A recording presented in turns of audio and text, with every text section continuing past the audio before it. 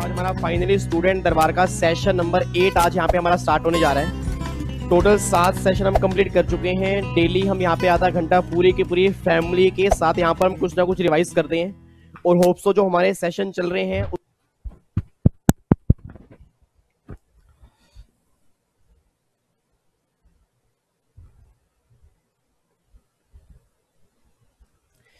Good evening जी, good evening. की हाल चाल भाई?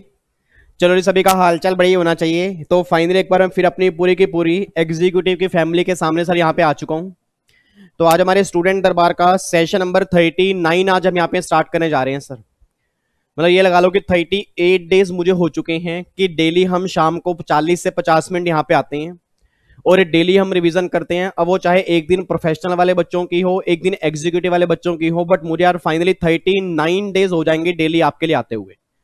अब मुझे इतना अच्छा लग रहा है ना कि मतलब मैं ये कह रहा हूँ कि हमारे सेशन ये लगा लो 100 तक हो जाए।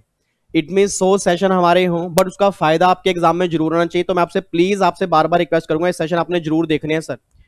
और मैं डे बाय डे देख रहा हूँ बच्चे कम होते जा रहे हैं, सेशन नहीं देख रहे। अब मुझे वो समझ नहीं आ रहा कि वो सेशन क्यों नहीं देख रहे, और उनको ये नहीं पता कि अब जो हमारे अगले पेपर आने वाले हैं ना, अब वो हर अटेम्प्ट के अंदर क्वेश्चन थोड़े टेक्निकल बने थे, क्वेश्चन थोड़े मुश्किल बने थे। अगर उन्हें यह लग रहा है कि अभी तक ऐसे ही पेपर बनेंगे, पेपर आसान ही बनेंगे, उनकी बहुत बड़ी गलत सोच है।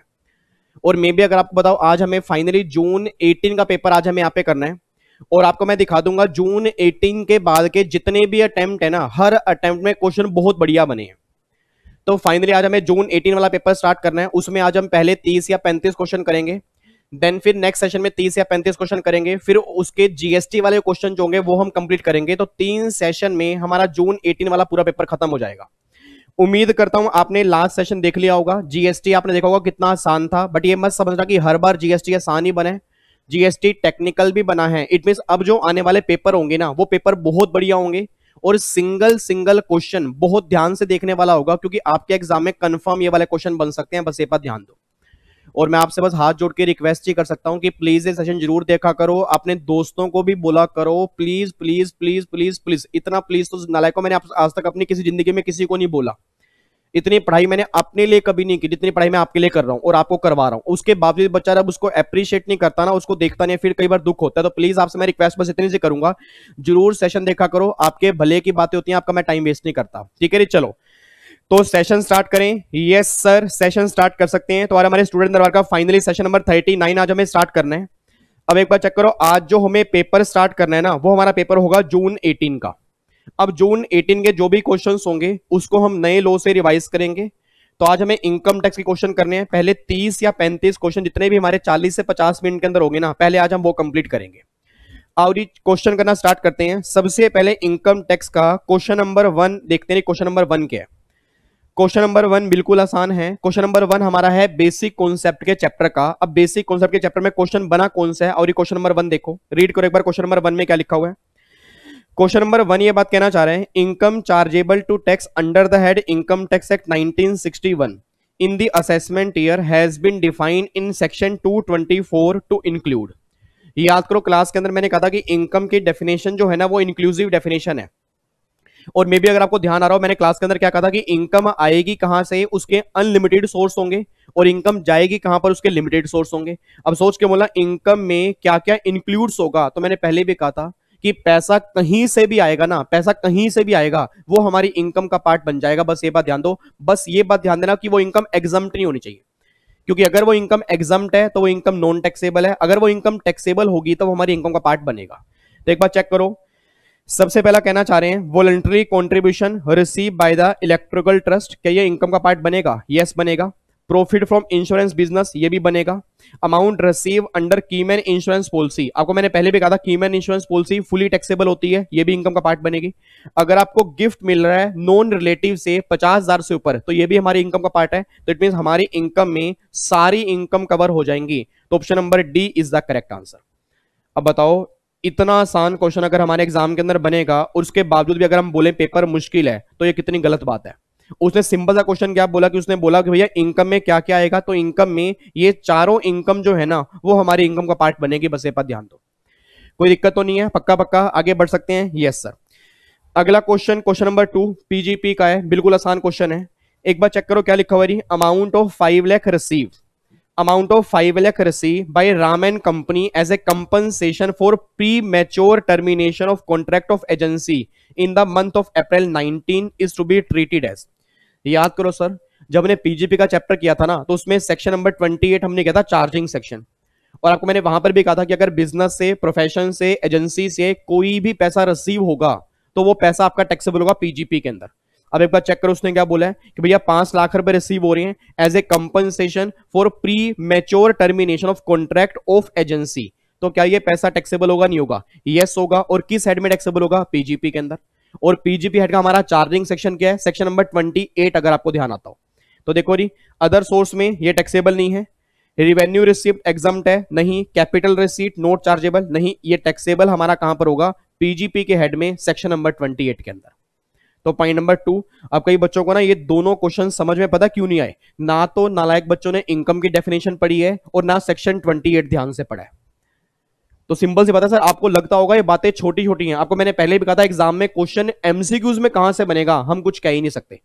और कई नालायक बच्चे क्या होते हैं, बड़े बड़े सेक्शन अच्छे से कर लेते हैं, छोटे छोटे सेक्शन वो छोड़ देते हैं। जब एग्जाम में क्वेश्चन वहां से बनता है ना, उनको फिर ये फील होता है कि पेपर बन कहां से गया।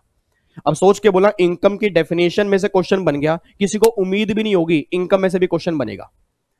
सेक्शन 28 चार्जिंग सेक्शन, उसमें से क्वेश्चन बन गया। नॉर्मली बच्चा वो करता ही नहीं है। बच्चा क्या करता है? Depreciation, allowed, disallowed. अब जिसने चार्जिंग सेक्शन ही ध्यान से नहीं पढ़ा, बताओ इस क्वेश्चन को क्या सोल्व कर पाएगा? ठीक है जी। तो दोनों क्वेश्चन बिल्कुल बेसिक थे, बट जिन्होंने बेसिक प्रोविजन ही ध्यान से नहीं पढ़े, ये दोनों क्वेश्चन उसके लिए मुश्किल है। बस ये बात ध्यान दो। तो एक बार आपने घर जाके बस इनकम की डेफिनेशन दोबारा देखनी है, और एक बार चार्जिंग सेक्शन आपने घर जाके पीजीपी का जरूर देखना है, उसमें पॉइंट आपको लिखा हुआ मिल जाएगा। उसके बाद देखो ये अगला क्वेश्चन फिर हमारा है रेजिडेंशियल स्टेटस का। अगले क्वेश्चन में देखो ये क्या है, क्वेश्चन बिल्कुल आसान है, क्वेश्चन ध्यान से पढ़ना। वो ये बात कहना चाह रहे हैं, mister John is a foreign citizen. Mister John एक फॉरेन सिटीजन है, बोर्न इन यूएसए, उनका जन्म यूएसए के अंदर हुआ। His father was born in Delhi 1960। उसकी ग्रैंडफादर जो है वो लाहौर में 1935 में। उसकी मदर जो है वो यूके में है 1963 में।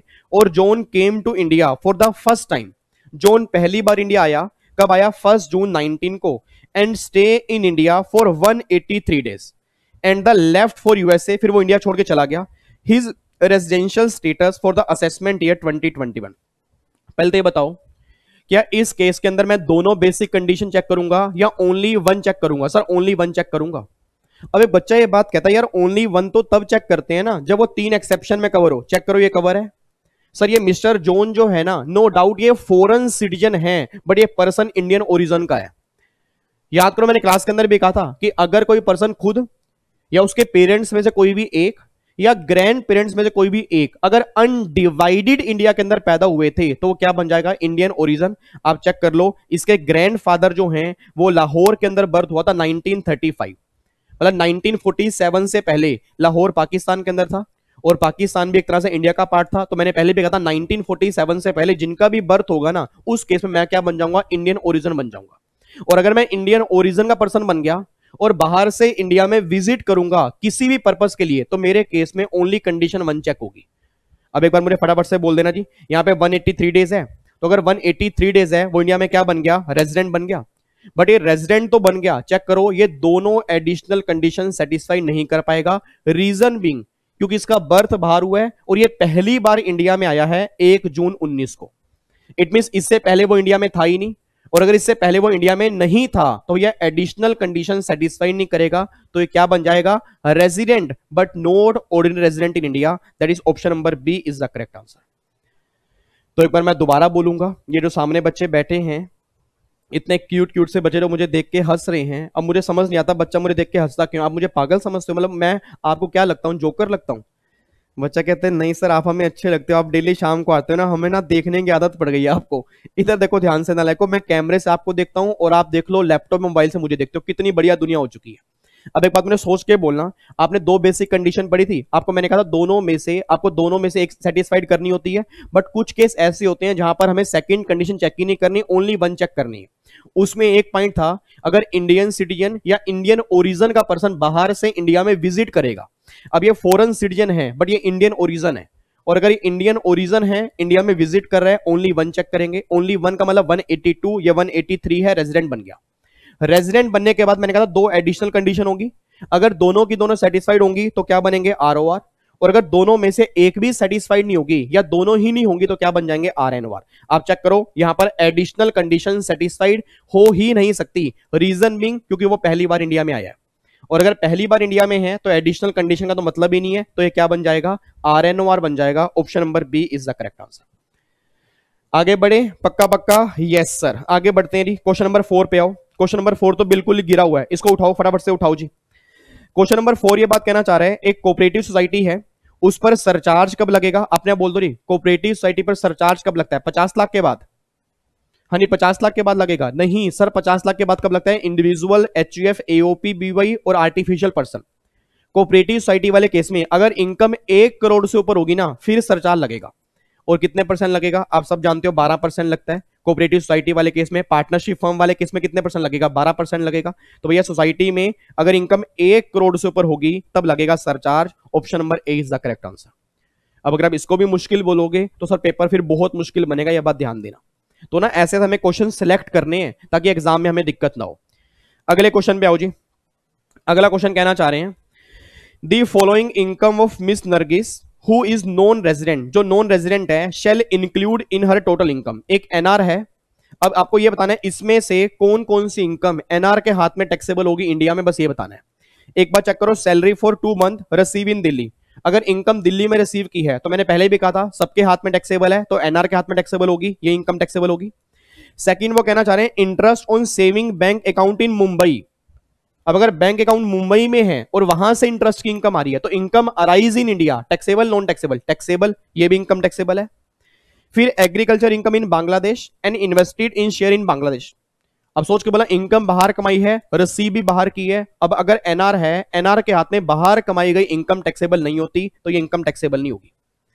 फिर amount brought into India out of past non tax profit earn in USA, याद करो रेजिडेंशियल स्टेटस के अंदर मैंने कहा था कि जो आपके पास्ट अनटैक्स प्रॉफिट होते हैं ना वो किसी के हाथ में टैक्सेबल नहीं होते। सर ये बात अब जो कुछ कई बच्चे मेरे को देख रहे हैं कि ये बात कहां से आ गई, ये बात मैंने को क्लास के अंदर बताई थी, और दूसरा जो हमने आधे घंटे के सेशन हमारे डेली हो रहे हैं उसके अंदर जो मैंने सेक्शन 5 रेजिडेंशियल स्टेटस का स्टार्टिंग में रिवाइज करवाया था ना, ये बात मैंने उसके अंदर बताई थी आपको। मैंने उस टाइम भी कहा था कि जो भी आपके पास्ट अनटैक्स प्रॉफिट होते हैं वो तीनों में से किसी भी कैटेगरी के हाथ में टैक्सेबल नहीं होंगे, रीजन बीइंग क्योंकि वो हमारे करंट ईयर की इनकम का पार्ट नहीं बनेंगे। तो भैया ये इनकम भी नॉन टैक्सेबल और ये इनकम भी नॉन टैक्सेबल, तो टैक्सेबल होंगी कौन कौन सी, सिर्फ पहली और दूसरी, इसके अलावा कोई इनकम टैक्सेबल नहीं होगी NR के हाथ में। तो देखो जी, एक तो ये पहली और एक दूसरी, option number B is the correct answer. लग रहा है क्वेश्चन आ रहे हैं बढ़िया बढ़िया। अब क्वेश्चन थोड़े थोड़े बड़े होते जा रहे हैं ना, इस तरह से क्वेश्चन बनेंगे, अब इस तरह से क्वेश्चन बनेंगे। और जो बच्चे क्लास के अंदर मुझे बोलते थे ना कि सर इतने बड़े बड़े क्वेश्चन क्यों कराते हो, अब आप खुद चेक कर लो कि ये छोटा क्वेश्चन है सर, ये बड़ा क्वेश्चन है, और इस तरह के क्वेश्चन बनेंगे। इन क्वेश्चन में टाइम लगेगा, जो कहते हैं ना 3 घंटे हमें क्यों दिए गए, वो इन क्वेश्चन के लिए दिए गए। और बिलीव मी सर 3 घंटे में ना, 3 घंटे में पूरे के पूरे 100 क्वेश्चन होंगे। आप ये बात ध्यान देना, आप ये मत सोचना कि मैं 1 घंटे के अंदर बाहर आ जाऊंगा, क्योंकि कई क्वेश्चन ऐसे होंगे जहां पर कैलकुलेटर की आपको जरूरत पड़ेगी और कई क्वेश्चन ऐसे होंगे जहां पर बहुत ध्यान से पढ़ना पड़ेगा। ठीक है जी, तो option number B is the correct answer, ये बात ध्यान दो। आगे बढ़ते हैं। The income earn during the previous year is subject to tax under the act on the basis of residential status of a ZC. However, residential status of a ZC may change every year. Obvious सी बात है, ये बात तो हमने class में कई बार पढ़ी है कि रेजिडेंशियल स्टेटस जो है वो हर साल चेंज हो सकता है। रीजन बीइंग क्योंकि रेजिडेंट होना या ना होना वो मेरा डिपेंड करता है पिछले साल में कितने दिन के लिए रहा। तो ऑब्वियस सी बात है, अगर मैं इस बार NR हूं, अगली बार R भी बन सकता हूं, अगली बार R बन गया, उससे अगली बार NR बन सकता हूं, ROR, RNOR ये भी चेंज हो सकते हैं, क्योंकि भैया ये सारी की सारी बातें कंडीशन पे डिपेंड करती हैं। तो उसने क्या बोला कि एसएससी का जो रेजिडेंशियल स्टेटस है क्या वो हर साल सेम रहेगा या अलग भी हो सकता है, वो हर साल अलग भी हो सकता है, दैट इज मे चेंज, ये बात ध्यान देना। उसके बाद देखो जी, income derive from growing manufacturing and sale of centrifuge latex और सेंसेक्स और लेटेक्स बेस क्रॉप, इसका मतलब पता है क्या है, रबर। याद करो, आपको मैंने पहले भी कहा था रबर कैसे बनती है, जो पेड़ों में एक वाइट कलर का लेटेक्स जूस निकलता है, आह लालच आह लपलब, नालायक को पी मत लेना, वो जूस अंदर आपकी रबर जम जाएगी, वो जूस पीने का नहीं होता, वो ना पेड़ों से ना वाइट कलर का एक जूस निकलता है, तो उस जूस से बनती है रबर, उसको हम लेटेक्स बोलते हैं। अब अपने बोलते हैं ना रबर वाले केस में एग्रीकल्चर इनकम कितनी मानते हैं 65, नॉन एग्रीकल्चर कितनी मानते हैं 35, तो उसने वही तो बोला है कि एग्रीकल्चर नॉन एग्रीकल्चर इनकम किस रेशियो में आएगी 65 35। बताओ क्वेश्चन में है क्या। आपको मैंने कहा भी था टी रबर कॉफी ये तीनों केस आपको याद करने हैं, हर बार एग्जाम में क्वेश्चन उसमें से बनते हैं, आप चेक कर लो क्वेश्चन उसमें से बार बार बन रहे हैं। अगला क्वेश्चन देखो जी, The following income derived, receive and earned during the previous year are not subject to tax being exempt under act। वो ये बात कहना चाह रहे हैं भाई इसमें से कौन कौन सी इनकम जो है वो एग्जम्प्ट है सेक्शन 10 में। एक बार देख लो जी, money receive by individual as a member of HUF, ये जो मैंने सेक्शन 10 की आपको लिस्ट बना के दी है उसको ना आपको डाउनलोड करके गैलरी में नहीं रखना, उसको पढ़नी भी है डेली, उसमें जाके चेक कर लेना सेक्शन 10(2) और सेक्शन 10(2) कैपिटल ए कि अगर एचयूएफ के मेंबर को एचयूएफ से पैसा मिलेगा तो उनके हाथ में एग्जम्प्ट होता है, अगर पार्टनरशिप फर्म से पार्टनर को उनका शेयर मिलेगा तो पार्टनर के हाथ में एग्जम्प्ट है। रीजन बीइंग क्योंकि उस पर ऑलरेडी एचयूएफ और फर्म टैक्स पे कर चुकी है। तो देखो उसने क्या बोला है, आपको पैसा मिल रहा है, किसको मिल रहा है, उसके मेंबर को, किससे मिल रहा है एचयूएफ से, एग्जम्प्ट या टैक्सेबल, एग्जम्प्ट हो गया। आगे देखो फिर वो कहना चाह रहे हैं share of profit receive by partner from LLP. अब सोच के बोला एलएलपी से उसके पार्टनर को उसका शेयर मिला तो पार्टनर के हाथ में क्या होगा, एग्जम्प्ट होगा सेक्शन 10 के अंदर, ये भी एग्जम्प्ट हो गया। Interest on saving bank account, आप ये सब जानते हो, ये सारा एग्जम्प्ट नहीं है, ये सारा एग्जम्प्ट नहीं है। और इनकम फ्रॉम सार्स फंड, ये भी क्या है सेक्शन 10 में एग्जम्प्ट है। और ये सार्स का मतलब क्या होता है, that is south Asian association for regional corporation.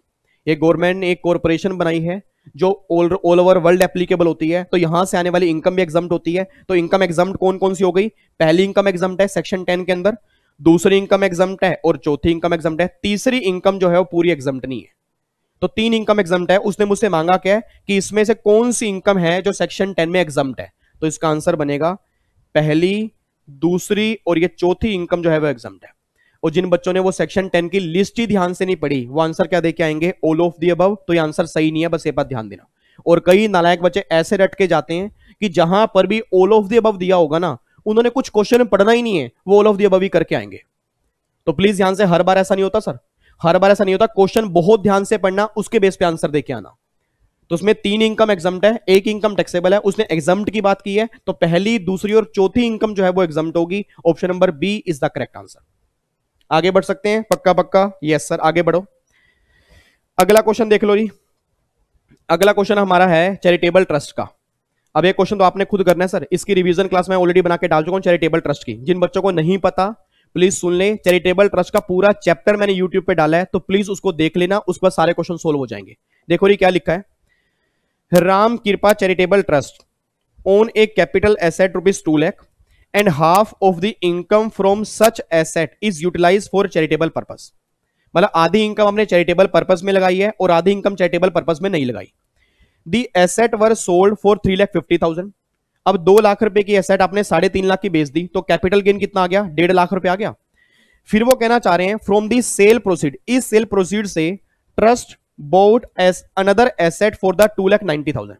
मतलब इस पैसे से ना, इस सेल प्राइस से आपने ट्रस्ट के लिए एक दूसरी एसेट परचेज की जो कितने की है, 2,90,000 की है। अब सोच के बोल देना, सेक्शन 11(1) कैपिटल ए आपने ट्रस्ट में किया होगा, कैपिटल गेन कितना एग्जम्प्ट होगा, याद आ रहा है कुछ, नहीं याद आ रहा। कई बच्चों तो कह रहे हैं हमें समझ ही नहीं आ रहा चल क्या रहा है, याद नहीं आ रहा क्या। चैरिटेबल ट्रस्ट अभी आपने रिवाइज किया होगा, उसमें आपने क्या पढ़ा था, कैपिटल गेन कितना एग्जम्प्ट होता है, याद करो, cost of new asset minus में कॉस्ट ऑफ ओल्ड एसेट। अब कॉस्ट ऑफ न्यू एसेट कितनी है, 2,90,000 माइनस में कॉस्ट ऑफ ओल्ड एसेट कितनी है, 2 लाख रुपए। तो भैया 90,000 जो है ना, वो 90,000 कैपिटल गेन एग्जम्प्ट करेंगे। तो देखना यहाँ पे 2,90,000 माइनस 2 लाख कितना आ गया, 90,000। बट उसने क्या बोला कि आपने आधा इनकम जो है वो चैरिटेबल ट्रस्ट में लगाई है, पूरी इनकम नहीं लगाई। अब अगर 90,000 रुपए का कैपिटल गेन है तो उसमें से आधा तो आपने लगा दिया ट्रस्ट में और आधा ट्रस्ट में नहीं लगाया। अब क्या ये पूरा कैपिटल गेन एग्जम्प्ट कर दूं या हाफ करूंगा, हाफ करूंगा ना, तो 45,000 रुपए कैपिटल गेन एग्जम्प्ट होगा, ये बात ध्यान दो। एक बच्चा कह रहा है हे भगवान प्लीज सर को रोक दो, क्योंकि सर कमेंट बॉक्स में कुछ पढ़ते तो है नहीं, प्लीज सर को बोल दो एक बार दोबारा समझा देंगे। आपकी आवाज मेरे तक पहुंच गई। इधर देखो ध्यान से नालायकों, आपने चैरिटेबल ट्रस्ट के जब चैप्टर की रिवीजन की होगी उसके अंदर एक हमने किया होगा ना कैपिटल गेन वाला, मैंने कहा था, तो मैंने कहा था कि जो भी कैपिटल गेन आएगा वो कैपिटल गेन एग्जम्प्ट कितना होगा, कॉस्ट ऑफ न्यू एसेट, जो भी आपने नई एसेट परचेज किया उसकी कॉस्ट में से पुराने एसेट की कॉस्ट माइनस कर देना, जो डिफरेंस आएगा उतना कैपिटल गेन एग्जम्प्ट करेंगे। अब यहां पे चेक करो, 2 लाख रुपए की एसेट थी, 3.5 लाख की बेच दी, 1.5 लाख रुपए कैपिटल गेन आ गया। अब इस 1.5 लाख में से कितना एग्जाम कितना टैक्सेबल, वो डिपेंड करता है आपकी नई एसेट कितने की है। नई एसेट आपकी 2,90,000 की है। अब नई एसेट 290 की है, पुरानी 2 लाख की है, तो भैया कैपिटल गेन एग्जम्पशन जो आ गई ना वो 90,000 की आ गई। बट हम पूरा कैपिटल गेन एग्जाम नहीं कर पाएंगे, रीजन बीइंग क्योंकि उसने बोला कि हाफ मतलब 50% आपने चैरिटेबल पर्पस में यूज किया, तो भैया 45,000 जो होगा वो एग्जाम होगा, बैलेंस 45 एग्जाम नहीं होगा। तो इसका आंसर क्या निकल के आएगा, 45,000 पे। ये बात ध्यान देना। अगर फिर भी समझ में नहीं आ रहा तो वीडियो जब खत्म होगी दोबारा सुन लेना, एक बार फिर सुन लेना, और नहीं तो फिर कमेंट बॉक्स में डाल देना कि सर इसमें डाउट है, उस डाउट्स को मैं डिस्कस कर लूंगा। ठीक है जी, आगे बढ़ सकते हैं। यस सर आगे बढ़ो। अगला क्वेश्चन तो बिल्कुल ही आसान है सर। अब अपने आप बोल दो ग्रेचुटी की लिमिट कितनी है जी। आंसर नहीं दे रहे यार आप। ग्रेचुटी की लिमिट कितनी है, 20 लाख रुपए, और उसके बाद लीव इन कैशमेंट की लिमिट कितनी है, 3 लाख रुपए। बताओ क्वेश्चन कितना आसान है। वो कह रहा है ग्रेचुटी की लिमिट बता दो, पहले 10 लाख था, अब मैंने यहां पे 20 लाख कर दिया, अब लिमिट 20 लाख है, और लीव इन कैशमेंट की लिमिट कितनी है, 3 लाख रुपए। बताओ क्वेश्चन में है क्या। सर कई बार तो ना ऐसे ऐसे क्वेश्चन करने का मन ही नहीं करता, अब इतने गिरे गिरे क्वेश्चन है ना, बट क्या करें, करने पड़ते हैं। ऐसे ऐसे क्वेश्चन के हमें एक एक नंबर मिलते हैं, अगर आपको पता हो। बच्चा कह रहा है मुश्किल क्वेश्चन भी तो आते हैं, आएंगे सर, सीएस बना रहे हैं ना, आपको सारे क्वेश्चन आसान थोड़ा आएंगे, मुश्किल भी आएंगे, आसान भी आएंगे। पहले हमें आसान वाले सिलेक्ट करने हैं, फिर ऑटोमेटिकली हमारा कॉन्फिडेंस जब बढ़ जाएगा ना तो हमारे मुश्किल वाले भी हो जाएंगे। ठीक है जी, अगले क्वेश्चन पे आओ जी। अगला क्वेश्चन देख लो जी। अब कीमैन इंश्योरेंस पॉलिसी, अब जैसे ही मैंने ये वर्ड पढ़ा ना माइंड में तुरंत आ गया, जितना पैसा कीमैन इंश्योरेंस पॉलिसी का मिलेगा फुली टैक्सेबल होगा। और ये क्वेश्चन एग्जाम में चेक कर लो कितनी बार आ गया, और ये उम्मीद है जुलाई के अंदर भी आएगा। तो जब भी क्वेश्चन कीमैन इंश्योरेंस पॉलिसी का बनेगा तो ऑलवेज ध्यान देना, कीमैन इंश्योरेंस पॉलिसी जो होती है ना वो हमारी एलआईसी नहीं होती। एलआईसी का ट्रीटमेंट अलग करते हैं, कीमैन का अलग करते हैं। तो जितना पैसा कीमैन इंश्योरेंस पॉलिसी से मिलेगा दैट इज 100% टैक्सेबल। बस ये बात ध्यान दो। देखो यहां पर अब कितना पैसा मिल रहा है, वो कह रहे हैं 75 लाख आपको रिसीव हो रहा है, तो बात ही खत्म हो गई। तो ये 70 का 75 क्या हो जाएगा, टैक्सेबल, इसमें कुछ नहीं होगा। तो इसमें option number C is the correct answer, ये बात ध्यान देना। आगे देखो फिर अगला है in a scheme of buyback. हाँ जी, in a scheme of buyback of share XYZ limited a listed company paid 6 lakh to a share holder X 12 March 19। The buyback was through recognised stock exchange. The sum was 6 lakh receive by X who had bought this share 2 year back will be. अब बताओ, अपने आप बोल दो फटाफट से। अब ये क्वेश्चन हमारा कैपिटल गेन का है, और आपको मैंने पहले भी कहा था कि अब चाहे लिस्टेड कंपनी का बायबैक हो, अमेंडमेंट आ गई है, और मैं उम्मीद करता हूं कि आपने अमेंडमेंट क्लास जरूर देखी होगी। और जिन बच्चों ने अभी लेटेस्ट वाला बैच लिया है उन्होंने तो बीच में ही की होगी, बट जिन बच्चों ने लेटेस्ट बैच नहीं लिया, पुराना लिया है, तो इनकम टैक्स के अमेंडमेंट क्लास में देख लेना कि बायबैक ऑफ शेयर वाले केस में अमेंडमेंट आ चुकी है। अब नया लो ये बात कहता है चाहे वो लिस्टेड कंपनी का बायबैक हो चाहे वो अनलिस्टेड कंपनी का बायबैक हो, इन दोनों ही केस में अब कंपनी बायबैक पर टैक्स काट के गवर्नमेंट को पे करेगी और शेयर होल्डर के हाथ में एग्जम्प्ट होगा। इट मींस अब शेयर होल्डर के हाथ में सिंगल पैसा भी टैक्सेबल नहीं होगा, यह बात ध्यान देना।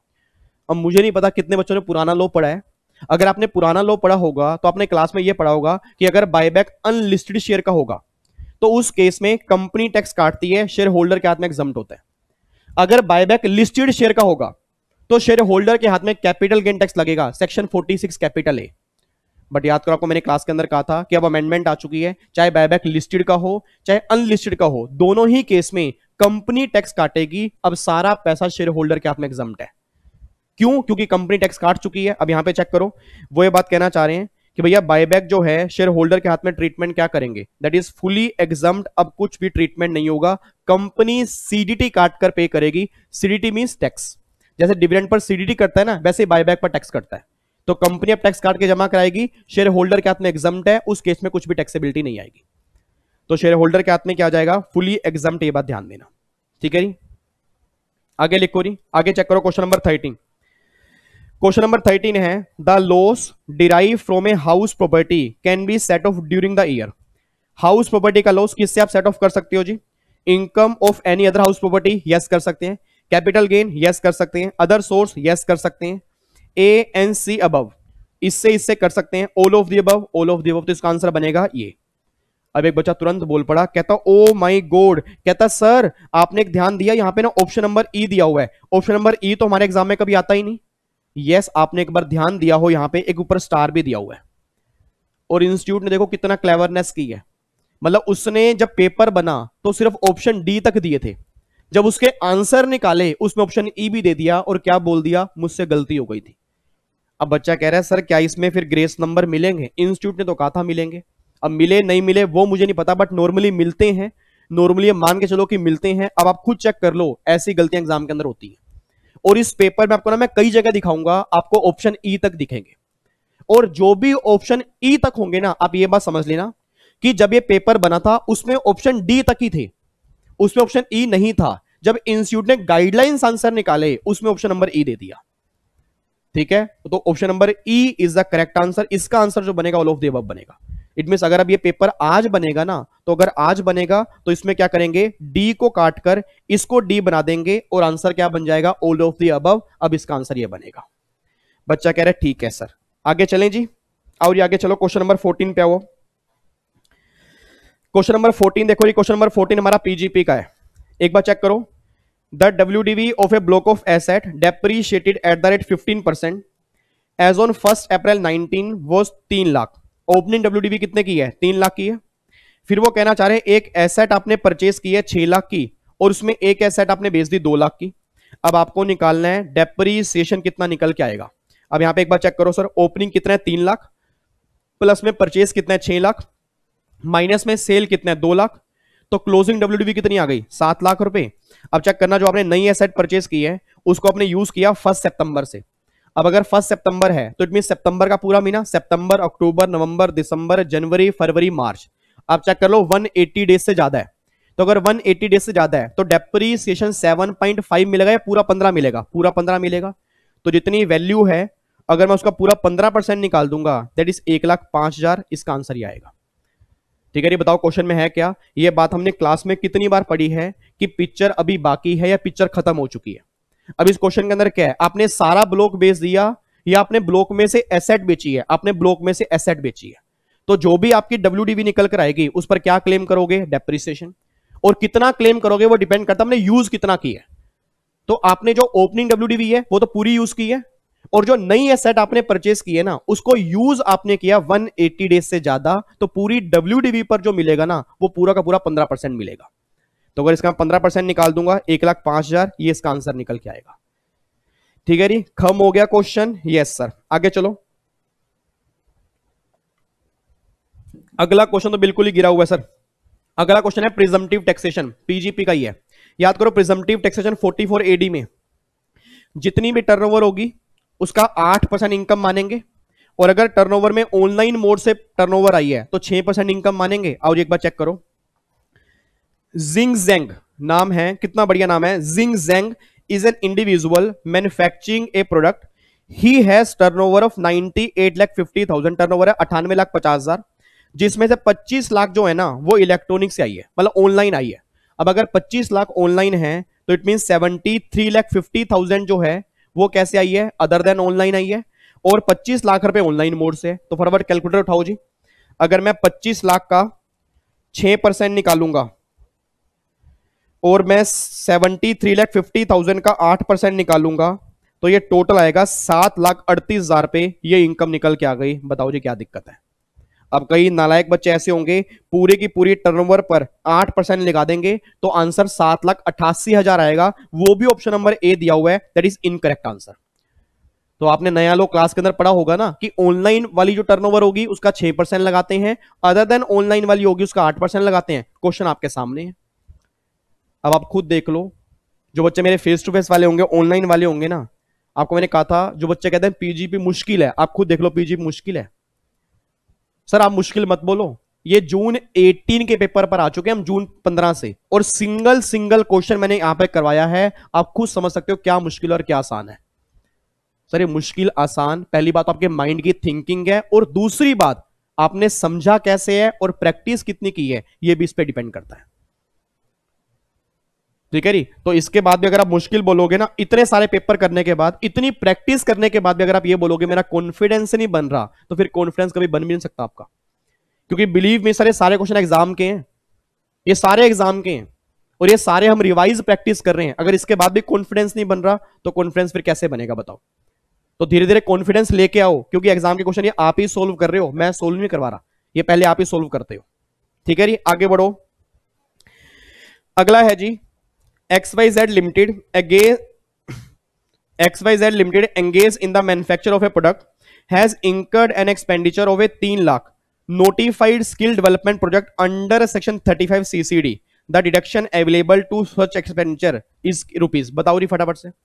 35 CCD जो आपने क्लास में किया होगा स्किल डेवलपमेंट वाला, कितने परसेंट मिलती है? 150%। तो फटाफट से 3 लाख का अगर मैं 150% निकालूंगा तो कितना निकल के आएगा? 4.5। तो बताओ ऑप्शन नंबर सी आंसर आ गया जी। अब सोच के बोलना, जिसको 150 लाख की लिमिट ही याद नहीं है वो एक क्वेश्चन क्या करके आएगा? वो आंसर या तो 3 लाख दे के आएगा या नन दे के आएगा। और इसको 150 लाख की लिमिट याद है, याद करो 35CCC एग्रीकल्चर एक्सटेंशन, वहां भी 150% था, और 35 CCD स्किल डेवलपमेंट, वहां पर भी कितना था? 150% था। तो जो मैंने खर्चा किया उसका 150 कितना हो गया? 4.5 लाख रुपए। Option number C is the correct answer. ठीक है जी, आगे देखो,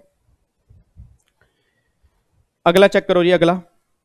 अगला क्वेश्चन है, mister Jain own a flat in Mumbai which was let out by him in the previous year 1920 on a rent 20,000 per month up to December 90।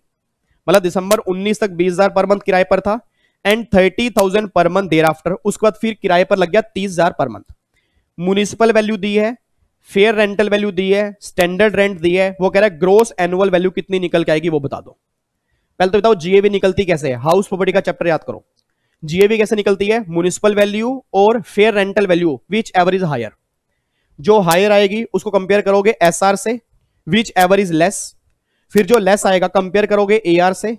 अगर AR ज्यादा है तो जीएवी एआर है, और अगर एआर कम है तो आप रीजन चेक करोगे कहीं वैकेंसी तो नहीं है।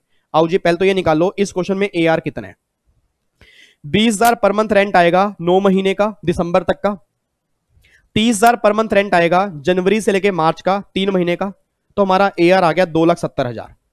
अब एक बार चेक करना यहां पे एमवी और एफआरवी, इनमें से हायर क्या है? इनमें से हायर 3 लाख है। कंपेयर करो एसआर, लेस क्या है? 2,90,000। तो भैया मेरा ईआर निकल के आ गया 2,90,000। एआर मेरा आ रहा है 2,70,000। एआर मेरा कम आ रहा है, तो क्या क्वेश्चन में वैकेंसी है? नहीं है। तो अगर क्वेश्चन में वैकेंसी नहीं है तो अदर रीजन होगा, और अगर अदर रीजन होगा तो फिर जीएवी क्या आएगा? Expected rent. तो यही मेरा जीएवी बन जाएगा, दैट इज 2,90,000।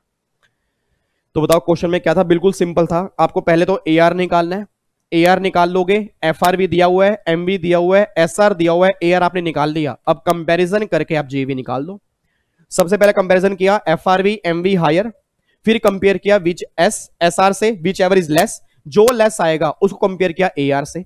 अब यहां पे एआर मेरा कम है बट रीजन वैकेंसी नहीं है, और अगर रीजन वैकेंसी नहीं है, अगर अदर रीजन होगा ना तो एक्सपेक्टेड रेंट जो होगा वो जीएवी बनेगा। बस ये पर ध्यान दो। तो मेरा जीएवी क्या बन गया? 2,90,000। ये बात ध्यान दो। आओ जी अगले क्वेश्चन पे आओ। अगला क्वेश्चन है, Sant Naam purchase in October 19 a flat in Chennai to be use for his own residential purpose. मतलब पहली बात तो सेल्फ ऑक्यूपाइड हाउस हो गया। With the financial assistance of the housing loan taken from PNB housing finance, he has paid interest in such loan till March 20 of 1,78,780। the amount of interest paid on such loan allowed under section 24। आपने बोल दो allowed कितना होगा? 178,750 allowed हो जाएगा। अब जब ये क्वेश्चन बना था, ठीक है, उससे पहले आपको बताओ लिमिट पहले 1.5 लाख होती थी, अब लिमिट हमारी 2 लाख है। और आपको मैंने पहले भी कहा था 2 लाख की ही डिडक्शन मिलेगी, ये जरूरी नहीं है 2 लाख तक मिलेगी। अब इंटरेस्ट कितना पे किया? 178,780। तो डिडक्शन भी कितने की मिलेगी? 178,780। एक बच्चा कहता है सर डिडक्शन तो यहां पे 30,000 की मिलेगी ना। सर 30,000 की तब मिलती है जब आपने लोन लिया हो रिपेयर के लिए, लोन लिया हो रिकंस्ट्रक्शन के लिए, लोन लिया हो रिनोवेशन के लिए। और आपको मैंने पहले भी कहा था अगर परचेज और कंस्ट्रक्शन के लिए लोन होगा और 5 साल में कंप्लीट हो चुकी होगी, ठीक है, और आपने तीसरी कंडीशन मेरी क्या थी? वो 99 या उसके बाद लिया होगा। अगर ये तीनों कंडीशन सेटिस्फाइड होंगी तो डिडक्शन मिलती है 2 लाख तक। आप चेक करो यहां पे उसने March 20 की बात की है, तो ये हम ये एज्यूम कर रहे हैं कि सारी कंडीशन सेटिस्फाइड हैं, तो डिडक्शन कितनी मिलेगी? 2 लाख तक। बट 2 लाख की नहीं मिलेगी, जितना इंटरेस्ट पे किया उतने की मिलेगी। तो आंसर आएगा option number B is the correct answer. आगे आओ जी। SH made 3 different cash payment, 3 cash payment की हैं, 10,000 रुपए की, फिर एक 10,000 रुपए की, फिर 11,500 की, to a supplier for purchase of goods and material on 11 सितंबर 19। अब 11 सितंबर 19 को 3 पेमेंट की हैं, तो हमें यह बताना है इसमें से कितनी पेमेंट डिसअलाउड है। अब इसमें ना क्वेश्चन इन्होंने आंसर अगर आप चेक करोगे, इसके आंसर 2 दिए हैं। इन्होंने एक तो बोला 11,500 और एक बोला 31,500। ये दोनों में से कोई भी एक आंसर जो बच्चा करके आया था ना उस अटेम्प्ट के अंदर, उनके सही हो गए थे। ऐसा मैं क्यों कह रहा हूं, इन्होंने एक दिन के अंदर पेमेंट की है, ये तो क्लियर कर दिया, बट ये पेमेंट जो है वो एक ही इनवॉइस की है या अलग अलग इनवॉइस की है, ये भी तो डिपेंड करता है। अब सोच के बोलना सर, अगर ये एक इनवॉइस की है फिर तो सारी पेमेंट डिसअलाउड है, और अगर ये तीनों इनवॉइस अलग अलग हैं तो भैया 10,000 तक अलाउड होती है, सिर्फ डिसअलाउड कितनी होगी 11,500। तो सिंपल सी बात ये निकल के आ रही है कि अगर ये तीनों इनवॉइस अलग अलग हैं तो सिर्फ 11,500 डिसअलाउड है, और अगर ये तीनों एक ही इनवॉइस होंगे तो पूरी पेमेंट जो होगी वो डिसअलाउड हो जाएगी। तो इंस्टीट्यूट के आंसर अगर आप चेक करोगे ना, उन्होंने खुद ही बोला है कि इन दोनों में से अगर आप कोई भी करके आए हो, हम दोनों में से दोनों सही मान लेंगे, क्योंकि क्वेश्चन बनाने वाले ने क्वेश्चन में क्लियर नहीं किया ये इनवॉइस कितने हैं, एक्सपेंडिचर कितने हैं। बच्चा कह रहा है सर अगर ये सेम क्वेश्चन हमारे एग्जाम के अंदर बन गया तो आप ऑलवेज एज्यूम करना कि ये एक ही इनवॉइस की पेमेंट है, आप डिसअलाउड जो करके आओगे ना वो 31,500 करके आओगे। बट मैं दोबारा बोल रहा हूं, ऑलवेज क्वेश्चन मेंशन करेगा, बट अगर बाय चांस क्वेश्चन मेंशन नहीं करता, आप ये मानो एक दिन में पेमेंट की है और एक ही खर्चे की पेमेंट की है, तो 100% पेमेंट डिसअलाउड है, दैट इज 31,500। बट अगर किसी ने 11,500 भी किया होगा ना तो भी कोई दिक्कत नहीं है, उसका आंसर सही था। ठीक है जी। और एक क्वेश्चन किसका है, पीजीपी का, याद करो 48(3), 10,000 से ऊपर अगर पेमेंट करनी है तो अकाउंट पे ही चेक से करनी है, अकाउंट पे ड्राफ्ट से, ये क्वेश्चन उसका है। और आपने पेमेंट कैश में की है ना तो डिसअलाउड तो होगा ही होगा। अगला क्वेश्चन देखो जी, अगला क्वेश्चन क्या है, अगला क्वेश्चन है कैपिटल गेन का। एक बार क्वेश्चन रीड करो क्या लिखा है। Radhe has sold his house on 11 अगस्त 19, 80 लाख रुपए का घर बेचा, value applied by stamp valuation authority 100 lakh, he dispute his valuation and the departmental valuation cell made the valuation 110 lakh, the value to be taken for calculation of capital gain as per section 50C। याद कर लो, आपको मैंने कहा था कि अगर value में कोई डाउट होता है आप वैल्यूएशन ऑफिसर के पास जाओगे, बट वैल्यूएशन ऑफिसर ने जो वैल्यू निकाल दी वो स्टैंप ड्यूटी से भी ज्यादा निकाल दी, तो अपने आप बोल दो, फिर मैंने कहा था फिर उसकी वैल्यू हम कंसीडर नहीं करेंगे, मैक्सिमम टू मैक्सिमम जो आपकी स्टैंप ड्यूटी वैल्यू होगी ना वही सेल प्राइस बनेगा। और 50C में लिखा क्या हुआ था, आपको याद आ रहा है 50C में क्या लिखा था, अगर स्टैंप ड्यूटी वैल्यू आपके सेल प्राइस के 105% से ज्यादा है तो स्टैंप ड्यूटी वैल्यू ही सेल प्राइस बन जाता है। तो यहां पे चेक करो, सेल प्राइस मेरा कितना है 80 लाख, इसका 105% कितना हो गया 84 लाख, और स्टैंप ड्यूटी कितनी है 100 लाख, तो मेरा सेल प्राइस क्या बनेगा 100 लाख बनेगा। Option number C is the correct answer. ठीक है, तो यहां पे जो वैल्यूएशन ऑफिसर ने वैल्यू निकाली है 110 लाख, वो स्टैंप ड्यूटी से भी ज्यादा है, इसलिए हम वो वैल्यू कंसीडर नहीं करेंगे, मैक्सिमम स्टैंप ड्यूटी वैल्यू ही हमारी वैल्यू बन सकती है, ये बात ध्यान देना। ये बात आपने कैपिटल गेन में 50C में की होगी, एक बार चेक करो, आपने घर जाके डायग्राम जो बनाया होगा ना एक बार आप उसको देखोगे समझ में आ जाएगा। ठीक है जी, अगले क्वेश्चन पे आओ जी। Which of the following element you find are sufficient for bringing to tax as income from business or profession? वो ये बात कहना चाह रहा है कि कौन कौन से एलिमेंट सफिशिएंट हैं इनकम को टैक्सेबल करने में अंडर हेड पीजीपी। आओ जी, सबसे पहला ownership of business it not necessary, ठीक है। बिजनेस मस्ट बी लीगल, ऐसा कोई जरूरी नहीं है, क्योंकि अगर इलीगल बिजनेस है तो भी इनकम बिजनेस में टैक्सेबल हो सकती है। इनकम में बी अर्न इन कैश और इन काइंड, ठीक है जी, कोई दिक्कत नहीं है। Profit motive is the sole consideration, इतना बोल देना, क्या प्रॉफिट मोटिव सोल कंसीडरेशन होना चाहिए, नहीं, तो ये भी गलत है और ये भी गलत है। इनकम में भी कैश और इन काइंड, भैया हम इनकम चाहे कैश में हो चाहे इन काइंड में हो, कैसे भी इनकम हो वो इनकम तुम्हारी टैक्सेबल होगी पीजीपी के अंदर, ये बात ध्यान दो। तो ऑप्शन नंबर 1, एक तो ये ऑप्शन नंबर 1 और एक ऑप्शन नंबर 3 जो है ये दोनों सही हैं, ये option number C is the correct answer, क्योंकि उसने हमसे मांगा क्या था कि कौन से एलिमेंट जो हैं वो सफिशिएंट हैं बिजनेस में इनकम टैक्सेबल करने के लिए, तो भैया एक तो ये एलिमेंट और एक ये एलिमेंट, ये दोनों सफिशिएंट है। उसके बाद देखो जी अगला question, Saksita Private Limited has spent a 30 lakh towards meeting corporate social responsibility obligation. The amount of deduction available while computing the business income. आप समझदार हो, याद करो सेक्शन नंबर 37 पीजीपी का, उसके अंदर मैंने कहा था कि अगर कोई खर्चा आपने सीएसआर वाला किया वो खर्चा अलाउड नहीं होता। याद आ रहा है कुछ आपको? मैंने कहा था इलीगल खर्चे अलाउड नहीं होंगे, सीएसआर पर किए गए खर्चे अलाउड नहीं होंगे। रीजन बिंग क्योंकि सीएसआर में जो भी खर्चा करते हो as per companies act section 135 जो है उसमें आप खर्चा करते हो। तो इनकम टैक्स वाले बोलते हैं भैया जो भी आपने खर्चा किया वो तो एज पर कंपनीज एक्ट किया ना, उस खर्चे को इनकम टैक्स में अलाउड नहीं करेंगे। तो सीएसआर वाले खर्चे कभी भी इनकम टैक्स में अलाउड नहीं होते, बस एक बात ध्यान दो। तो उसने बोला 30 लाख रुपए का पेमेंट की है, कितना अलाउड होगा? 0 अलाउड होगा ही नहीं, आंसर आएगा नील। ये बात ध्यान दो।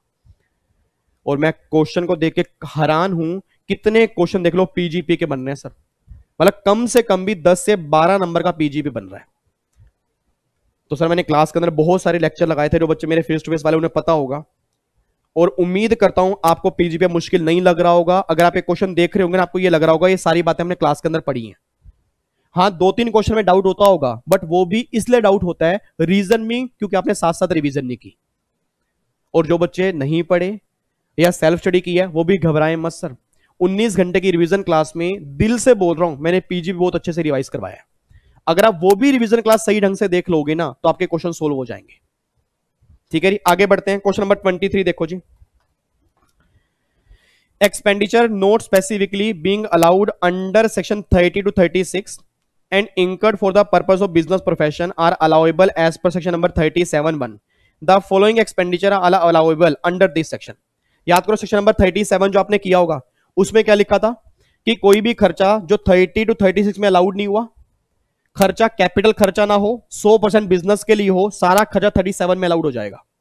अब वो कहना चाह रहे हैं इसमें से कौन कौन से खर्चे ऐसे हैं जो 37 में अलाउड हो जाएंगे। देखो जी, expenditure on issue of share capital, sir share capital पर किया गया खर्चा क्या है? कैपिटल एक्सपेंडिचर है ना, ये खर्चा अलाउड नहीं होगा, ये तो क्रॉस कर दो। Expenditure for the installation of new telephone, ये अलाउड हो जाएगा। Annual listing fees paid to stock exchange, ये भी रिवेन्यू खर्चा है, अलाउड हो जाएगा। लॉस कॉज बाय रोबरी और डकैती इंसिडेंटल टू द बिजनेस, ये भी अलाउड हो जाएगा। अब इसको गलती से भी ना, इसको गलती से भी इलीगल खर्चा मत बोल देना। सर इलीगल खर्चा क्या होता है? रिश्वत लेना, ब्राइब, हफ्ता, सीक्रेट कमीशन, ये इलीगल खर्चे हैं। अब अगर रोबरी है या डकैती है उसके लिए आपको जो लॉस हो गया तो गवर्नमेंट ने कहा था 37 में अलाउड है, तो ये खर्चा आपको अलाउड है। तो दूसरा, तीसरा, चौथा, ये तीनों खर्चे आपको सेक्शन 37 में अलाउड हो जाएंगे, ये बात ध्यान दो।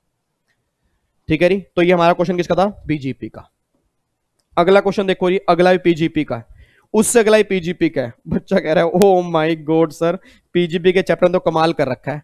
यस, अगले क्वेश्चन में देखना जी, अगला क्वेश्चन क्या है? John Miller and Company of UK is maintaining and operating a branch in India for sale of its garment product. The adjusted total income of the branch for the year prior to charge head office expenditure 20 lakh is of 100 lakh. Indian branch intended to know the maximum amount of head office expenditure are allowable during the year under the act. Specify the amount. याद करो जी, याद आ रहा आपको मैंने एक section घर से read करने दिया था क्लास के अंदर, सेक्शन नंबर 35D और एक 35E। याद करो 35D, अगर बिजनेस कमेंसमेंट से पहले के कोई भी खर्चे होते हैं अलाउड करते हैं, बट कितने अलाउड होते हैं? याद करो आपको मैंने क्लास के अंदर कहा था, इन दोनों के अंदर कहा था कि जो भी आपकी कॉस्ट होती है ना, जितनी आपकी टोटल कॉस्ट होगी उसका 5% तक अलाउड होता है बस। अब यहां पे चेक करो जी, आपकी 100 लाख रुपए की टोटल कॉस्ट है, 100 लाख रुपए की, उसका 5 कितना आएगा सर यहाँ पे? अब अगर मैं 100 लाख का यहाँ पे 5 निकालूंगा तो कितना आएगा? 5 लाख रुपए मैक्सिमम खर्चा अलाउड होगा, इससे ऊपर अलाउड नहीं होगा, बस ये बात ध्यान दो। ठीक है जी, तो भैया 5 लाख रुपए हमें खर्चा अलाउड करना है, बस ये बात ध्यान देना। ठीक है जी, ये हमारा 5 लाख रुपए निकल के आ गया। उसके बाद देखो जी, additional depreciation on the factory building, on the factory building. याद करो एडिशनल डेप्रिसिएशन मिलता है किस पर है? न्यू प्लांट एंड मशीनरी पर। बिना बात के कंफ्यूज कर रहे हैं, कह रहे हैं फैक्ट्री बिल्डिंग पर कितना मिलेगा? बिल्डिंग पर एडिशनल मिलता ही नहीं है। और अगर बिल्डिंग पर एडिशनल मिलता ही नहीं है तो आंसर कितना आएगा, नील। तो इसका आंसर बनेगा नील। आगे देखो री, out of the following which income is chargeable as capital gain, इनमें से कौन कौन सी इनकम कैपिटल गेन में टैक्सेबल होगी।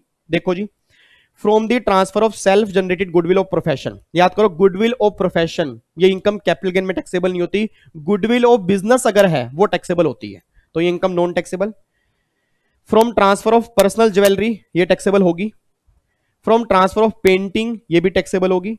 From transfer of furniture utilise for personal use, personal effect movable property, ये भी टैक्सेबल नहीं होते, तो ये भी नॉन टैक्सेबल। तो इनकम सिर्फ सेकंड और थर्ड ये टैक्सेबल होगी। Option number B is the correct answer.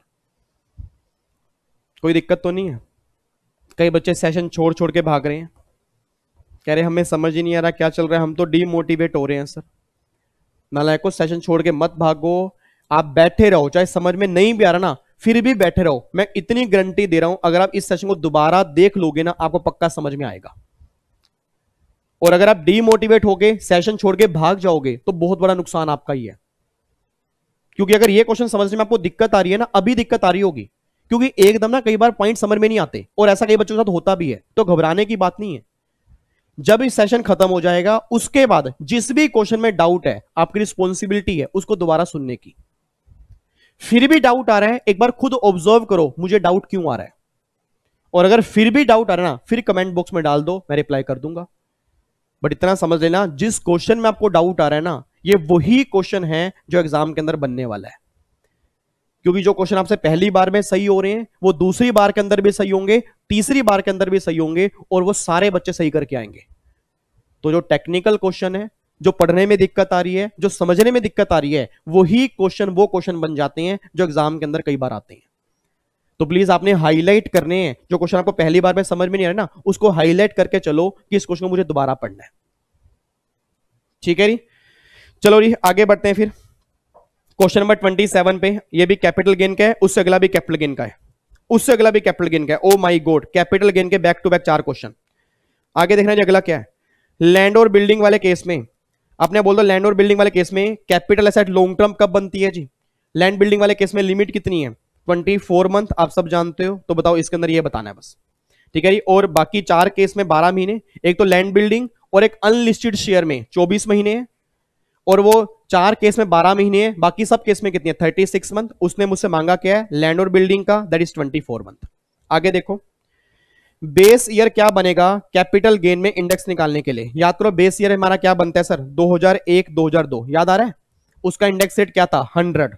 बताओ कितना सिंपल क्वेश्चन है। उसने मुझसे बोला बेस ईयर क्या बनेगा, मतलब कहां से हम इंडेक्सेशन स्टार्ट करेंगे, 1-2 से हम स्टार्ट करेंगे। और जिन बच्चों ने बहुत पुराना लॉ पढ़ा है, आपको बता दूं पहले ये ईयर 81 82 होता था, अब खत्म हो चुका है। अब जो नया बेस ईयर है वो क्या है, 1-2 है, ये बात ध्यान देना। अगला क्वेश्चन भी कैपिटल गेन का है, कमाल हो गई जी। अगला क्वेश्चन देखो जी, अगला क्वेश्चन क्या है। X entered into an agreement for sale of his house located in Jaipur to Y on 1 April 18 for total sale consideration जो है वो 90 लाख का है। Y paid an amount of 20 lakh by account pay cheque to X on the date of agreement. लो जी, ये question पता कौन सा है, याद करो मैंने क्लास के अंदर कहा था, अगर स्टैंप ड्यूटी वैल्यू एग्रीमेंट के दिन की अलग है, रजिस्ट्रेशन के दिन की अलग है, याद आ रहा है कुछ, तो एग्रीमेंट के दिन की स्टैंप ड्यूटी वैल्यू को बेस बना लेंगे कब, अगर बायर ने कुछ पैसा एग्रीमेंट के दिन या उससे पहले पे किया था, अकाउंट पे ही चेक, अकाउंट पे ड्राफ्ट या इलेक्ट्रॉनिक क्लियरिंग सिस्टम। आप चेक करो, बायर ने 20 लाख रुपए की पेमेंट कर दी है एग्रीमेंट के दिन, और वो भी कैसे, अकाउंट पे ही चेक से। तो जैसे ही उसने ये लाइन बोली ना, तुरंत माइंड में आ गया कि जो स्टैंप ड्यूटी वैल्यू बेस बनेगी वो एग्रीमेंट के दिन वाली बनेगी। आगे देखो, और कह रहे हैं बैलेंस करेंगे बाद में। However, the conveyance deed could not be executed till 1 September 19. The stamp duty value determine the value of property on the date of registration of conveyance deed at 120 lakh and value determined by the stamp valuation authority on the date of agreement was 100 lakh. आपने आप बोल देना registration के दिन की stamp duty value है 120 lakh, agreement के दिन की स्टैंप ड्यूटी वैल्यू है 100 लाख, तो वैल्यू बेस कौन सी बनेगी, 120 लाख बनेगी या 100 लाख बनेगी। नालायक, एक बच्चा कह रहा है 120 लाख बनेगी। अभी तो मैंने समझाया है, एक बार 50C जाके दोबारा पढ़ना। 50C में क्या लिखा था कि अगर एग्रीमेंट के दिन की स्टैंप ड्यूटी अलग है, रजिस्ट्रेशन के दिन की अलग है, तो एग्रीमेंट के दिन की स्टैंप ड्यूटी वैल्यू बेस बनाना कब, अगर बायर ने कुछ पैसा एग्रीमेंट के दिन या उससे पहले पे कर दिया है अदर देन कैश। तो क्वेश्चन साफ साफ बोल रहे हैं 20 लाख रुपए का अकाउंट पे ही चेक दिया एग्रीमेंट के दिन, तो भैया स्टैंप ड्यूटी वैल्यू जो एग्रीमेंट के दिन की होगी ना वो बेस बनेगी। तो यहां पर उसके दिन की कितनी है, 100 लाख रुपए, तो आंसर देखो क्या आएगा, 100 लाख रुपए। और आपको मैंने क्लास में याद करो कितनी बार कहा था 50C कितना इंपॉर्टेंट है, आप चेक कर लो। 50C का एक क्वेश्चन ये, उसके ऊपर भी एक क्वेश्चन हमारा 50C का आया था, ऊपर भी एक क्वेश्चन बना था 50C का। आप खुद देख लो 50C के क्वेश्चन कितने बन रहे हैं। सर कई बच्चे जो क्लास के अंदर मजाक लेते हैं ना, वही बच्चे इस टाइम क्वेश्चन देख के ना आंखें खोल के बैठे हैं कि चल क्या रहा है। और जो जिन बच्चों ने डेली बेस पे रिवीजन की थी, डेली क्लासेस सही ढंग से अटेंड की थी, उन बच्चों को लग रहा होगा कि भैया कितने आसान क्वेश्चन है, और अगर आसान नहीं भी लग रहे उन्हें मजा आ रहा होगा क्वेश्चन करने में, रीजनिंग कॉन्फिडेंस बिल्डअप हो रहा होगा। तो कई बच्चे ना पागल समझते हैं टीचर को, तो आजकल के बच्चे इतने पागल समझते हैं। बच्चे कहते हैं तुम जैसे तुमने बहुत देखे, बड़े बड़े आए, बड़े बड़े चले गए, तुम किस खेत की मूली हो, हमें कोई नहीं समझा पाया सर, हमें घर वाले नहीं समझा पाए, घर वाले हमसे परेशान है, आप क्यों समझा रहे हो हमें। और उनको ये नहीं पता करियर आपका ही बनना है, डिग्री आपको ही मिलनी है, आप अपने आप से ही चीट करोगे, किसी और से क्या करोगे। और समझाते समझाते ना मेरे गले में नोल्स की प्रॉब्लम आ गई है, डॉक्टर ने बोलने से मना कर दिया थोड़ा कम बोलो, बट चैन नहीं आता ना कि डेली यूट्यूब पे आने की एक आदत हो गई है, चलो मेरे बच्चे बैठे हैं, मेरा बच्चा वेट कर रहे हैं, उनके लिए मैं चला जाऊं, बट फिर मुझे पता लगता है बच्चे तो देखते ही नहीं। कल कमाल की बात देखो, जीएसटी के सेशन जब मेरा खत्म हुआ सिर्फ 700 व्यूज थे और सिर्फ 100-125 बच्चा बैठा था। हैरानी की बात यह है जो बच्चा 400 से स्टार्ट हुआ था 125 पर आ गया, कम से कम 250 बच्चा इस टाइम गायब है। अब या तो पता नहीं वो अपने आप कर रहा है, या वो आराम से चैन के अंदर बैठा है, या वो जब एग्जाम से 10 दिन पहले देखना स्टार्ट करेगा हाथ पैर फूलेंगे, फिर मैसेज करेगा सर इंपॉर्टेंट चैप्टर बता दो अब कौन से करें।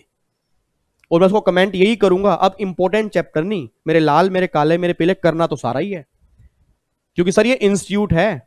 और आपको मैं दिखाऊंगा अगले वाले जो पेपर बन रहे हैं ना, आपको नहीं लगा, आप ये यकीन मान जाओगे हर चैप्टर में से क्वेश्चन बना रहा है वो।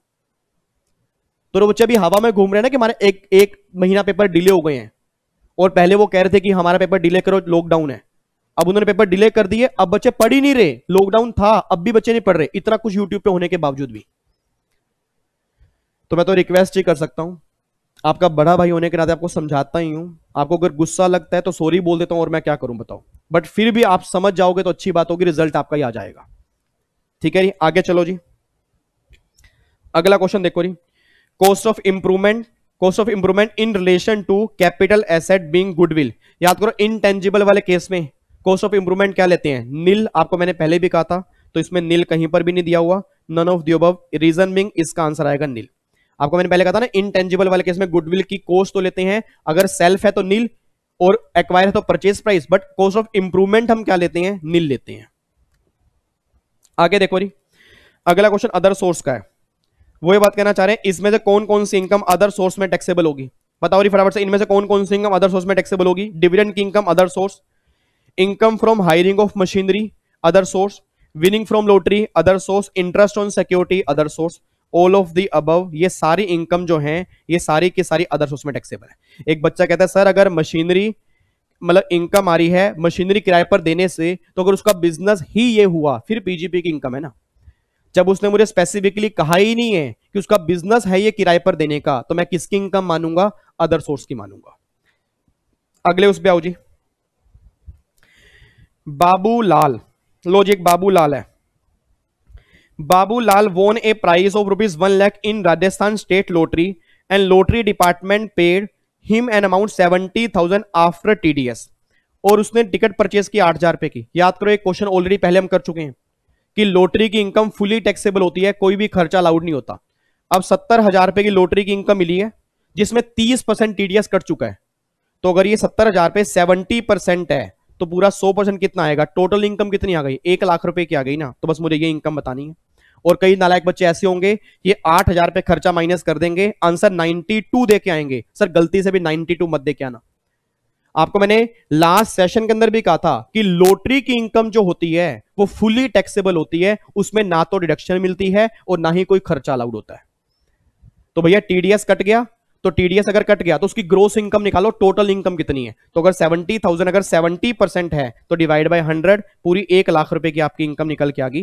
That is option number B is the correct answer. चलो जल्दी करते हैं, फिर आगे बढ़ते हैं सर। अगले उस पे आओ जी, क्या कहना चाह रहे हैं। Mister Pankaj, A salary employee has taken a house on rent 12,000 per month, which was sublet by him 15,000 per month. He has incurred miscellaneous expenditure in relation to sublet of the house 1,000. How much income from subletting of house shall be taxable in assessment year 2021, where the house was taken on rent and also sublet by him 1st April 19 onwards? पहले बताओ, subletting की income house property में जाती है other source में, other source में। अब एक बात मैंने सोच के बताना, 12,000 पे मैं किराया पे कर रहा हूं और मुझे आगे से 15,000 पे आ रहा है, तो मुझे नेट इनकम कितनी आ रही है? 3,000 रुपए की इनकम आ रही है। बच्चा कह रहा है समझ नहीं आया, क्वेश्चन ध्यान से पढ़ो। उसने बोला ये आपने किराए पर ली 12,000, आगे किराए पर दी 15,000, तो मुझे नेट इनकम कितनी आ गई? 3,000 पे। अब अगर 3,000 पे है, मल्टीप्लाई 12, 36,000 की इनकम आ गई। और 1,000 पे खर्चा किया, तो अगर भैया 1,000 पे खर्चा किया, तो अगर मैं इस खर्चे को यहां से माइनस करूंगा तो सोच के बोलना मेरी इनकम नेट कितनी टैक्सेबल होगी? 36 नहीं, क्योंकि खर्चा मुझे माइनस करना है। 26,000 नहीं, और 1,44,000 नहीं, तो आंसर बनेगा नन ऑफ द अबव। ये बात ध्यान देना, ठीक है। अच्छा, अब उसने ना ये बोला कि 1,000 पे खर्चा है। अब ये 1,000 पे अगर ये खर्चा पर मंथ है तो इसमें से माइनस करूंगा 12,000, तो अगर ये माइनस करूंगा 12,000 तो 36,000 माइनस 12,000, तो इनकम आ रही है 24,000। और अगर ये 1,000 पे पूरे साल का खर्चा है तो इसका आंसर बनेगा 35,000। तो ना तो 35 ऑप्शन में दिया है और ना ही 24 ऑप्शन में दिया है, तो आंसर बनेगा नन ऑफ द अबव। ठीक है। एक बच्चा कहता है सर वो तो इनकम हम ऐसे नहीं निकालते, जीएवी माइनस फिर म्युनिसिपल टैक्स, फिर हम तो ये खर्चा माइनस करते ही नहीं है, उसकी जगह 30% स्टैंडर्ड डिडक्शन सर वो हाउस प्रॉपर्टी में करते हो। हमें हाउस प्रॉपर्टी की इनकम नहीं निकालनी, हमें सब लेटिंग की इनकम निकालनी है, हमें अदर सोर्स की इनकम निकालनी है। तो अदर सोर्स की इनकम कैसे आएगी? 3,000 मल्टीप्लाई 12 36,000, और माइनस खर्चा करने के बाद जो आपकी इनकम आएगी, इन तीनों में से कोई भी इनकम मैच नहीं हो रही। Option number D is the correct answer, ये बात ध्यान देना, ठीक है जी। लो जी आगे आओ जी फटाफट से। अब अगला क्वेश्चन देखो, question number 34, clubbing. Question number 34 है क्लबिंग ऑफ इनकम का। आओ जी फटाफट से रीड करो। Ram has gifted an amount ₹10 lakh to his wife. Ram ने 10 लाख रुपए वाइफ को गिफ्ट कर दिए। उसकी वाइफ सीता को गिफ्ट किए without consideration but not to live apart. ये दोनों का डिवोर्स नहीं हुआ। Which was invested by his wife in interest bearing security, she earn interest 1 lakh. अब मैंने अपनी वाइफ को 10 लाख रुपए कैश गिफ्ट किया, तो एक तरह से कैश एसेट है। उस एसेट से आने वाली इनकम कितनी है? 1 लाख रुपए। ये इनकम मुझ में क्लब हो जाएगी। मेरी वाइफ ने क्या किया? उस 1 लाख रुपए को फर्दर इन्वेस्ट कर दिया और वहां से 15,000 रुपए की इनकम कमाई। ये बात मैंने को पहले भी समझाई थी एक सेशन के अंदर कि एक्रीशन ऑफ इनकम, इनकम से इनकम कमाना, वाइफ और सन्स वाइफ वाले केस में गलती से भी क्लब मत कर देना। माइनर वाले केस में क्लब होता है बट वाइफ और सन्स वाइफ में नहीं होता। वाइफ और सन्स वाइफ में वही इनकम क्लब होती है कि जो एसेट ट्रांसफर की है उससे जो इनकम आ रही है। तो उससे इनकम कितनी आ रही है? बस 1 लाख रुपए की। तो ये 1 लाख रुपए की क्लबिंग होगी, ये 15,000 रुपए क्लब नहीं होंगे। अब जिन बच्चों ने इस लो को ध्यान से नहीं पढ़ा, आंसर क्या देके आएंगे? या तो 15,000 या 1,15,000। ये दोनों आंसर गलत है। एक बार दोबारा बोलूंगा, क्लबिंग के लो को ध्यान से पढ़ लेना। हस्बैंड अगर वाइफ को ट्रांसफर करता है तो उस एसेट से आने वाली इनकम क्लब होती है। इनकम से जो इनकम कमाओगे वो कभी भी क्लब नहीं होती। तो भैया यहां पर क्लबिंग सिर्फ 1 लाख रुपए की होगी। 15,000 जो है that is accretion of income. ये इनकम वाइफ में ही जुड़ेगी, वाइफ ही टैक्स पे करेगी, हस्बैंड इस पर टैक्स पे नहीं करेगा। ये बात ध्यान देना, ठीक है। तो उसने मुझसे क्या पूछा है कि भैया मेरी इनकम में कितनी इनकम ऐड करेंगे? तो सिर्फ 1 लाख रुपए की इनकम ऐड करेंगे। ये बात ध्यान देना। लो जी आज के सेशन का लास्ट क्वेश्चन देख लो जी फटाफट से, क्या कहना चाह रहे हैं। in which case a partnership firm is not entitled to carry forward and set off so much of losses proportionate to the share of retired or deceased person exceeding his share of profit if any in the firm in respect of previous year। वो ये बात कहना चाह रहे हैं कि किस case में पार्टनरशिप फर्म जो है वो अपने लॉस को आगे कैरी फॉरवर्ड नहीं कर सकती। देखो ये option number C, where a change occurred in the constitution of the firm. Obvious सी बात है, अगर फर्म का कॉन्स्टिट्यूशन ही चेंज हो गया, मतलब पार्टनर रिटायर हो गए, पार्टनर की डेथ हो गई, तो कभी ये बात ध्यान देना, जो पार्टनर रिटायर हो चुके हैं और जो डेथ हो चुकी है उनके जो लॉस है ना वो कभी भी आगे कैरी फॉरवर्ड नहीं होते, ये बात ध्यान दो। ठीक है, तो ये बस आपका क्वेश्चन नंबर 35 था, ऑप्शन नंबर सी इसका आंसर आएगा। तो आज हमें क्वेश्चन ये करने हैं, अप्रोक्सीमेट हमारा वही 50-55 मिनट हो चुके हैं सर। मतलब मैंने स्टूडेंट दरबार स्टार्ट किया था ये बोल के कि डेली शाम को आधा घंटा आऊंगा, और स्टूडेंट दरबार अभी हमारा चल रहा है डेली 50 से लेके 1 घंटा हो जाता है। बट मुझे उसकी कोई दिक्कत नहीं है, मुझे बस दुख तब होता है जब बच्चे यहां पे आके नहीं देखते। मुझे दुख तब होता है कि जब मैं इतनी मेहनत करता हूं उसके बावजूद भी बच्चा नहीं देखता। मुझे अप्रिशिएट करो ना करो उसका फर्क नहीं है, मैं कह रहा हूं मेरे अंदर भी 100 बुराइयां होंगी, मेरी बातें आपको बुरी लगती होंगी, फिर भी उन सब बातों को माफ करके, मुझे माफ करके जो मैं बातें यहां पे समझा रहा हूं ये आपके भले की हैं, इतनी मैं गारंटी दे रहा हूं। सिंगल सिंगल क्वेश्चन सर दिल से करा रहा हूं, और सिंगल सिंगल क्वेश्चन ऐसे करा रहा हूं कि जैसे आप मेरे बच्चे हो, मेरी क्लास के ही बच्चे हो, जो बच्चे मेरे फेस टू फेस वाले होते हैं और ऑनलाइन वाले होते हैं। वही सेम पैटर्न मैं यूट्यूब पे लेके आ रहा हूं, और बिलीव मी मैं एक सेकंड के लिए भी नहीं सोचता कि चल फ्री में क्लास जानी है तो कोई बात नहीं आधे घंटे में खत्म कर दे। सर मेरा दिल नहीं मानता, और उसके बावजूद भी अगर बच्चा ना देखे ना, उस बच्चे को लगे कि बाद में देख लूंगा, फिर कभी देख लूंगा, गैलरी भर चुकी है, इतनी सारी क्लास एक्यूमुलेट हो चुकी है, उसको पता नहीं वो कितना बड़ा नुकसान करेगा। तो प्लीज आपसे रिक्वेस्ट, अपने दोस्तों को बोल दो, और आपने भी डेली आना है, आपने भी डेली आना, और अपने दोस्तों को भी बोलना है कि भाई सेशन देख लो यार, थोड़े दिन पेपरों को रह गए हैं, गिने चुने 40 दिन बचे हैं, अगर 40 दिन के अंदर मेहनत नहीं करोगे तो फिर मेहनत कब करोगे। सर मैं तो डेली ये बात बोलूंगा, मैं आपके लिए पागल बनने को तैयार हूं, आप मेरे को पागल समझो, कुछ भी समझो, मुझे कोई दिक्कत नहीं है, बट मुझे आपकी सक्सेस चाहिए, मुझे और कुछ नहीं चाहिए बस। ठीक है रे, चलो फिर फाइनली चलते हैं, बस अब बहुत हो गया, गला थक गया मेरा बोल बोल के ना। बट मैं बहुत प्यार करता हूं आपसे, लव यू सो मच, आपके भले की बात करता हूं, आप जरूर अटेंड किया करो, जरूर अटेंड किया करो, जरूर अटेंड। ठीक है, thank you so much, okay जी, bye bye, take care, God bless you, जय हिंद जय हिंद जय Hind, love you so much, take care. Next मुलाकात करेंगे अगले 35 क्वेश्चन के साथ, ठीक है जी, और फिर हम जीएसटी के जो बैलेंस 30 क्वेश्चन होंगे वो करेंगे, और देन ये जून 18 का पेपर हमारा पूरा हो जाएगा। ठीक है जी, संडे को ध्यान रखना, संडे को चलो संडे को तो सेशन मैं आपको बता ही दूंगा, ठीक है, बट पहले आज 35 क्वेश्चन कंप्लीट कर लेना। कोई भी डाउट होगा एक बार दोबारा देखना, फिर कोई डाउट होगा तो मुझे दोबारा बता देना कमेंट बॉक्स के अंदर, उसको मैं नेक्स्ट सेशन में कर लेंगे। ठीक है, बाय बाय, टेक केयर जी, लव यू सो मच।